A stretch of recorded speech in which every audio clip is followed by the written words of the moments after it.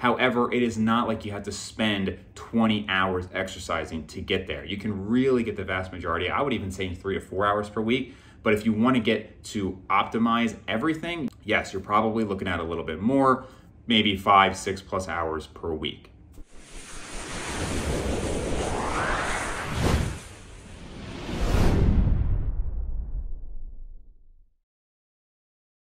What's up, guys? So today we are going to be discussing whether or not there's a natural limit and some of the discussions that have been going on with the community like Jeffrey Schofield, Natural Hypertrophy, Alex Leonidas, discussing if Jeffrey broke the natural limit and what we're seeing these days in that community. So I just want to start with a point about whether we acknowledge there is a natural limit, because I think some of this just comes down to semantics, because I've heard a number of people say there's no such thing as the natural limit. I don't think it exists. And that's fine in the sense that if you're saying we don't know where that limit is, or maybe you think, okay, we can continue to make incremental progress until eventually you have age-related sarcopenia kicking in, which hopefully wouldn't be for a few decades if you're in your 20s and 30s, right? Maybe 50, 60 plus, you're really gonna start to see some decline. So maybe that's what they mean, is that you can make this incremental progress until eventually age starts to wear you down. But again, I think it's kind of semantics, because we pretty much all agree, of course, nobody could be 400 pounds lean natural, right? And then Jeffrey Schofield, I'll link his video on this below, and he acknowledged, yes, of course you could not look like Ronnie Coleman on stage naturally. So we are acknowledging, whether or not people say there's no natural limit, of course we are all acknowledging that there is a natural limit, right? There is some level that just cannot be achieved naturally. But you can certainly make the argument that it is a lot further than most people think it is, or that people can progress for a lot longer than they may think. And that's fine, but I think we should all start with the acknowledgement that, yes, of course, there is a level that cannot be achieved naturally. And of course, there would be a performance-enhancing drug limit as well, right? You're not gonna see people who are 500 pounds on stage, at least, not with current science or anything like that, right? I think some of the heaviest enhanced guys you've seen would have been, of course, like a Ronnie, 300 pounds shredded. Some of the taller guys even getting above that, right? 320, 350 even, not in contest condition, but still quite lean. I mean, total freaks, right? But we could acknowledge there's still some human limits that exist despite drug use. And so I think we can all acknowledge that it's basically going to look like an asymptote in terms of how you are gaining, if you're doing everything correctly. Now, most people aren't doing everything correctly. So if you are doing everything correctly, you're gonna see pretty dramatic gains to start, and then it's going to level off. But the reality is it doesn't really look like that for everybody, because some people are going to have some periods where they're not taking it as seriously, or maybe life stress gets in the way, or maybe they just didn't realize what they were doing wrong. And so maybe it did kind of go like this, and then they had a bump. Right? Maybe they had increased recovery, more knowledge, whatever that is. It's very rare that it's perfectly linear. And I think there are still things we don't necessarily understand. I've seen it with myself and many people where it just kind of seems like things are stalled out. And then all of a sudden you just kind of start gaining again, or you get a PR here or something like that. A lot of people have acknowledged and seen that. So for the most part though, it is going to be leveling off the more advanced you become. And I think most of us can agree on that. But I think overall here, I agree with a lot of what was said, and I have a generally positive message for that, which is to say that most people can gain for a long time. I know some people who are really, I would just say pessimistic, will say you basically make all of your gains in 5 years, and after that, you're not gonna do anything. And of course, this is very age dependent as well. I've mentioned this before on a number of videos. If you started at 12, like I did, obviously you're not gonna be maxed out or even near maxed out at 17. I would say even 10 years in, you're not gonna be maxed out at 22, right? But if you started at 20, well then you probably have made the majority of your gains by 25 if you're doing things totally properly, which again, few people are. And I would say you're really probably 90+% there by 10 years at 30, again, if doing everything properly. But that's such a huge caveat, because for a lot of people, we don't know necessarily what that is for a given individual. So in the real world, I think most people can probably still make noticeable, tangible progress for a good 15 years. Now you can talk about, hey, I hit a 1 rep PR here and I was 17 years in, things like that. But for the most part, I do think if you are doing legitimate bodybuilding training, bodybuilding focused training, you're going to see the vast majority of your gains in that, by the time you're 10 to 15 years, you might see some incremental progress. And we see this time and time and time again with examples where most people are really not making dramatic gains after that point. But I'm not gonna say you can't make any gains. I mean, even for myself, there were little PRs here and there that I get, and sometimes they're on newer exercises, but every once in a while I'll hit something that's new, and it's just so minuscule relative to, let's say, an outsider. Nobody looking at me from the outside who's not in this endeavor is gonna say, wow, such great progress, but maybe you can get little bits here and there. Now, I know we have examples like Alex Leonidas where we say, hey, he's still growing this or that, and he's 13 years into it, which is true. However, he had a long time focusing on quote unquote power building or even just straight power lifting. And now, he mentioned in his contest that his hamstrings were relatively weak and that deadlifts were not enough. And now he's really going to do some isolated, devoted hamstring work. So again, he was not training nearly optimally for hypertrophy, and now he is really emphasizing that. That's very different than if from day one, somebody like him was training for hypertrophy and that was their main focus, right? Very different situation. But I do think for most people, it is going to be a real versus practical limit. Most people are just not going to give it their all for 15 years. They're not going to do that because they don't have the time or they just don't have the desire. Most people just really don't have the desire to put their entire life into this.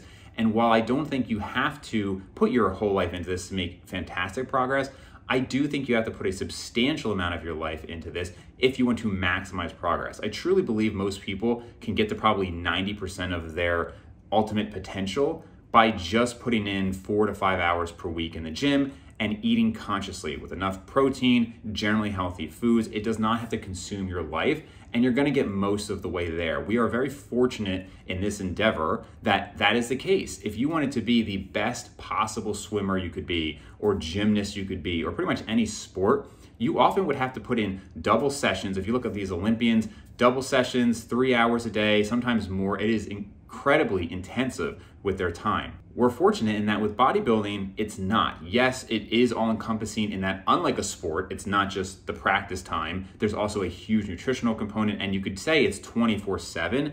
That is true. However, it is not like you have to spend 20 hours exercising to get there. You can really get the vast majority. I would even say 3 to 4 hours per week. But if you want to get to optimize everything, yes, you're probably looking at a little bit more, maybe 5, 6+ hours per week. But I will just add that I had many periods of my life where I was completely obsessed with this. I've mentioned losing out on social opportunities, focusing on always getting 8 to 9 hours of sleep. Back when it was what was told to be done, 6, 7, sometimes 8 meals per day. And I really did not see any detriment when I cut that back to, let's say, 3 meals per day, and when I allowed myself to maybe go out and have the occasional slice of pizza or things like that. So I don't want people to think that, hey, if I want to look like this person, I need to be neurotic about it. It's more just consistency over time. Now, one thing I do want to address though is this whole idea of breaking this natural limit. And I've heard natural hypertrophy talk recently about how it's amazing that in this natural community, we now have so many people who, it used to be 16-inch arms was the limit, and then it was 17-inch arms, and then 18-inch arms is now the limit, and then who's gonna hit 19-inch arms? And it's just all this progress and this good attitude is doing that. And I would actually say I disagree with that. I really don't think that much has changed in the natural community. And I think that's maybe somebody like him, who I believe is in his mid to late 20s, just getting older, and his cohort of people is also getting older, and we're seeing this. And I don't want to put him in a box or anything like that and saying that's exactly what it is. I just think that could be a component as he has gotten older and progressed. People he has discussed this with in the community has also progressed and gained over time. But we can look back quite a while ago. Look at somebody like Lane Norton, who competed at 195 pounds on stage and has 18-inch relatively lean arms. That was, he had this over probably a decade ago at this point. We talk about how much of a freak Jeffrey looks. Jeffrey Very Schofield looks amazing. But the reality is, Jeff could not compete on stage at 195. For Jeff to compete on stage, he'd probably have to get to about 185, and he's 6 feet tall. So now shrink that down by 2 inches and add 10 pounds of lean body mass, and you've got 5'10", 195-pound Lane Norton on stage. That, if natural, that is a true freak. But that was a decade ago. Doug Miller, again, a decade ago, even more of a freak beyond that. Jeff Alberts is now 50, 51 years old. He has relatively lean 18-inch arms, and he's been in this game and been in this space for a very long time. So I'm not seeing guys who are all of a sudden just so much bigger than they used to be. In fact, actually, Chris Barakat had a post recently, and this was discussed by me and Milo recently on the podcast. Chris had said that he thinks there's actually been no progress in the natural community in a long time, Milo disagreed with that, but basically what Milo said was that he thinks maybe, and I think other people have said this as well, maybe the top genetic freaks have not gotten that much crazier. But if you look at this community overall of the natural lifters, because of the science and the better training modalities, there has been progress. I don't have a strong opinion on it either way in terms of how much progress has been made in the natural community. I think certainly there has been some progress, but I still think that if you're looking at, let's say, the average 5'10" natural bodybuilder, they're coming in on stage at 160 to 175, and then you get some true freaks out there. But again, that hasn't really changed so dramatically. So I don't think I've really seen this giant shift or anything like that. I don't think it has to do with mindset. I've seen guys with 18+ inch arms who are natural for a very long time, and I've not seen those individuals who are kind of stuck all of a sudden making leaps and bounds here. I do think, if anything, the main difference you're gonna see is that some of these genetic freaks are coming to the scene. As bodybuilding gets more popular, both enhanced bodybuilding and natural bodybuilding, you're just going to have a greater number of people to draw from, right? So there's going to be a greater gene pool there, more diversity. And so you're gonna have some of these complete freaks, people who maybe would have gone into some other endeavor are now doing bodybuilding. And you're gonna see total freaks. I mean, as Jeff and others have mentioned, if you look at the NFL, or really any top athletes, if these guys spent as much time on their sport as bodybuilding, they would be freaks among freaks. I mean, people like Jeff would probably not even look like outliers anymore because of these guys. You see that with somebody like John Jones in the UFC, right? Both of his brothers are NFL players. So that is like pristine genetics. And he has been pretty much the #1 UFC fighter, pretty much the best fighter in the world for a decade now, right? I mean, that is pristine genetics going into that. Ronnie Coleman, pristine genetics, didn't even really, at least, you know, maybe it's an apocryphal story, but the way the story goes is that he didn't even want to compete, but he said he'd get a free gym membership if he competed. So this was a guy who maybe just would have been lifting, but because he had such a crazy response and this gym owner kind of wanted him to compete, you saw that. But he could have just been a guy who was just training who you never would have heard of otherwise. And regarding the whole 25 fat-free mass index, it has become kind of popular to say that it's not legitimate and it was based on things from a very long time ago. I would agree that people like baby Steve Reeves probably didn't hit their potential when all these pictures were taken. He was relatively young at the time, didn't have the training nutrition modalities that we have today. However, this is actually something that Steve Shaw has brought up, and Steve Shaw says, you know, great things about Alex and Jeff, so he's totally advocating for them. He has said that he has never seen a natural hit those limits. And he said, you know, he's not just talking about the maybe arm calculation or something like that, but the overall 25 fat-free mass, which, keep in mind, is supposed to be at 10% body fat. This is not saying, hey, I'm 25% body fat and I've got a 25 FFMI. This is at 10% body fat. That he said that he's never seen anybody hit that limit. And honestly, I've very rarely seen anybody hit that limit while natural. I mean, you look at somebody like Omar Isuf, I think he's maybe 23 and a half, great physique, super strong for a natural, or even otherwise, you know, very impressive. Even somebody like Jeffrey Verity Schofield, he was 193.6 at the end, I believe, looked to be about 8% body fat. So he would still only be, not only, but he would still be 24 fat-free mass index, which means he'd probably have to gain about 10 more pounds of muscle to be at a 25 FFMI. Not saying that he can't do that, but he's still not there. So I think that the reality is, and this is something, again, Steve Shaw would definitely say as well, most people will never hit a 25 fat-free mass index. And that's not, I mean, again, I could very easily see somebody saying this is just a limiting mindset, but just look around at the top natural bodybuilders we have. Eric, I mean, not even just top, but just people we know. Eric Helms, Jeff Alberts, total freak, Alberto Nunez, great genetics. All of these guys are not at a 25 fat-free mass index. It's actually very, very rare. And if anything, I would even say most people, they look at this and say, oh, you know, don't let this limit you. I would say, don't be discouraged if you don't hit it. Don't think that you're definitely going to hit a 25 fat-free mass index and then feel bad if you don't. And again, it's not to limit the mindset. If you can keep going, fantastic, that's wonderful. But if you're at 20 when you start, and then you get to 22, and then you slowly creep up to 23, I would say that's awesome. Focus on the progress and not just hitting this weight at this body fat percentage or this FFMI or anything like that, because then you're always going to be comparing yourself to others. I know for myself and Abel, we're both probably about maybe 23 FFMI, maybe somebody like a Brian Borstein's maybe 23 and a half, something like that. Aaron Straker, great genetics, looks great, probably 23 and a half, maybe 24, I don't think quite. So, you know, I don't focus on that number really much at all. I'm just saying, I don't expect that you're going to look like XYZ person just because they say you could hit that FFMI. And that goes back to a more overarching point here, which is that, you know, it's kind of funny if you look in the community, a lot of people will say, this person's a fake natural and that person's a fake natural, and, you know, there's no way they could achieve this. And I would say that I actually believe it is possible because of genetic variation. You know, it's funny, people often think that simply because you bring up genetics, you're bringing it up in the sense of, oh, you can't achieve it. And if anything, I would say the opposite. I would say because of genetics, I believe that a lot of these guys who maybe others question, I believe that they can be natural and it is achievable natural, just not necessarily for everyone. Do I think that everybody can be like Layne Norton, 5'10", 195 pounds on stage?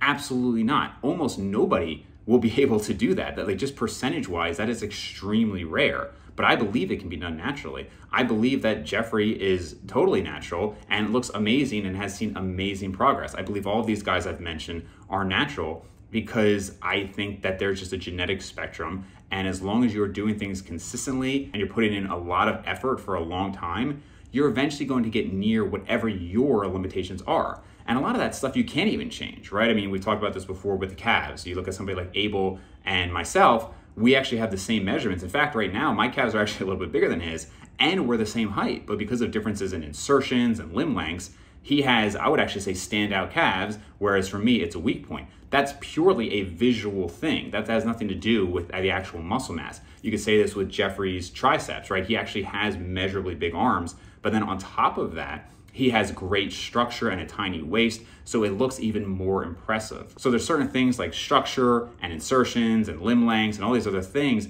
that really play into how something looks. I've seen guys on the beach that were 150 pounds, tan, lean, and they looked amazing. I mean, they could step on stage if they just dieted for a few weeks because of that structure. And that's not something that you can change, so I just wouldn't focus on it, but I would just understand that whether somebody's on steroids or just has good genetics or maybe none of the above, it's not something that you should focus on. So overall, I do want this to be a positive video in that I think people can probably progress much further than they think.